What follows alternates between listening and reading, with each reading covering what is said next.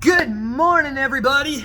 Hey, Coach Nick here, and I'm not gonna lie, I don't even know how many times I've tried to make this video. So, I usually like to think of myself as being a fairly good communicator, and I'm clearly struggling with how to communicate the vision that's in my head or the dream that Mandy and I have for HonorBound, and trying to communicate out what we're trying to create, because we feel like there's been a little bit of a disconnect, and sometimes maybe there's things that we're doing, and I don't think people always understand what we're doing, which obviously makes it really, really hard for you guys as athletes to buy into what we're trying to do, and that's on me as a leader. So first and foremost, I apologize, because one of the very first things that we should have done was clearly set the vision for HonorBound and let everybody know what it was we were trying to do. And I just want to thank you guys, because honestly, the dream that I have for HonorBound, when we first talked about whether or not we were going to start HonorBound or not, it was so funny because several people in the fitness industry, big names in the industry, told me that what I was dreaming of had never been done.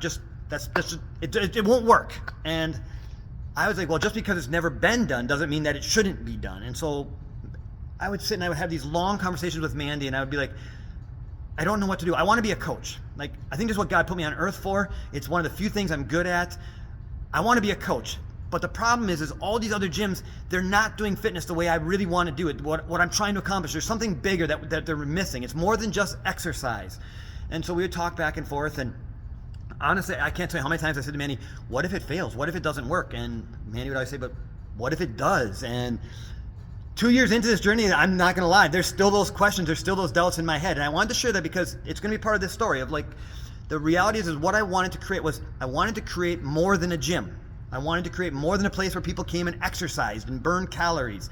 I wanted to create a culture, a community, a family that was going to be there to support each other as we chased our goals, because I believe that that's a big part of it. There are so many people who are chasing fitness goals, health goals, and they don't have any support around them. And maybe even worse than that, maybe sometimes they've never had anybody believe in them. And I've seen this through my entire career. I've literally listened to people come and tell me that I'd like to lose 20 pounds, but if they were honest, they'd want to lose 50 pounds. The reason they're saying 20 is because it's safe. It's because they think that they might be able to do that. They don't actually believe that they could lose the 50. Like, I literally at one point in my career had someone come to me and say, I'm really tired of always being the fat person in my group of friends. What a horrible way to look at yourself. And I say that, no judgment whatsoever. Again, I was overweight, seriously. I come from a morbidly obese family, so I understand that.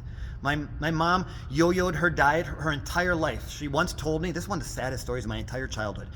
I didn't know it then, but my mom once said that she dreaded getting invited to weddings because she could never find clothing that didn't make her look fat. And so she literally hated weddings. Like, how sad is it to be so unhappy in your own skin that you dread going to these festive, these celebration moments, celebrating big moments in life? And then to make that even worse, my mom didn't even get to come to my wedding because obviously her health journey, like, unsuccessful. My mom lost her battle to cancer very young, 46 years old. That's wrong. We can do better than that. And for a country that has multi-billion-dollar supplement industry, for a country that has more science than ever before, like literally, if we go back, 20 years ago, we didn't have Fitbits. We didn't know how many steps we were taking, literally on our wrists. We didn't track our heart rates. All this stuff. We have more technology than at any point in the history of mankind. And yet, the United States of America is unhealthier than it has ever been in the history of mankind. Like seriously, we're doing something wrong.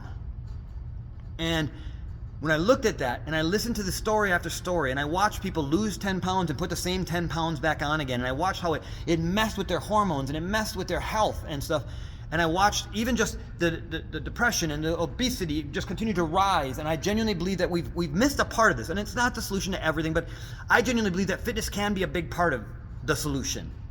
And so I wanted to create something different.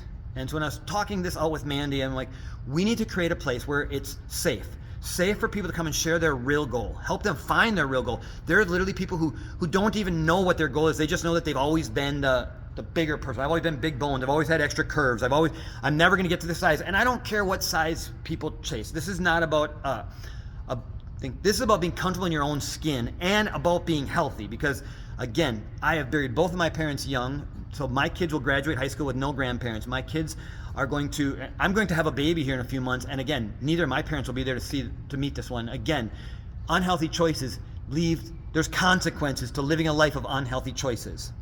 My mom lost her battle to cancer at 46 years old. My dad lost his battle to heart disease and illness at 66. That's not okay, people. We can do better than that. And so I wanted to create a place that was safe, that was family, where people would come together and we would build real relationships. It's actually why we coach the way we coach. Second, I wanted there to be a lot of events that people could sign up for. And here's the reason why. In my own personal journey, right, I've taken off almost 90 pounds in my own journey. And I've kept it off for 9 years, right? I started at over 240 pounds. I'm at 160 pounds. And I have been within 10 pounds of my goal weight for the entire 9 years, right? Like, my performance has gotten better. I'm stronger. I'm faster. I can go longer, right? Like, I got more endurance. I'm in better shape, but I've stayed with my goal weight. But I've never been in the gym just working out. I've never been here just burning calories. There's always been a goal. I'm training for something. I'm training for a DECA. I'm training to get my DECA time down. I'm training for the DECA World Championships. I'm training for a Spartan race. I'm training to head the hills of West Virginia on a Spartan. Whatever it is. And I know not everybody wants to chase those same goals, and that's okay. Maybe your goal is to be able to get up and down off the floor with your kids or grandkids. Maybe your goal is to play in your bar league softball or to play at a volleyball league. I don't care what the goal is, but what I wanted to do was I wanted people to understand that we were training. And what I mean by that is that's why we use the term athlete, because instead of working out, we were training for something, right? Like nobody on the Green Bay Packers goes into the weight room to just work out. They go in there with a very specific plan. They're training. It's in season, out of season. Everything changes based on exactly what they're trying to accomplish.